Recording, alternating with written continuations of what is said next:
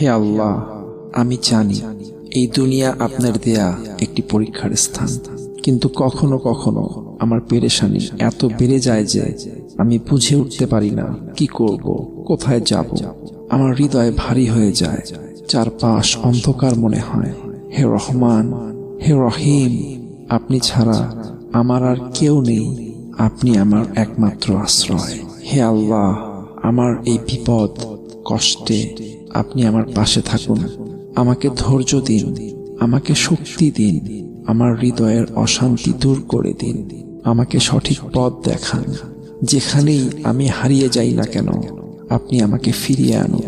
হে মালিক, আপনি আমার সব দুঃখ কষ্ট দূর করে দিন।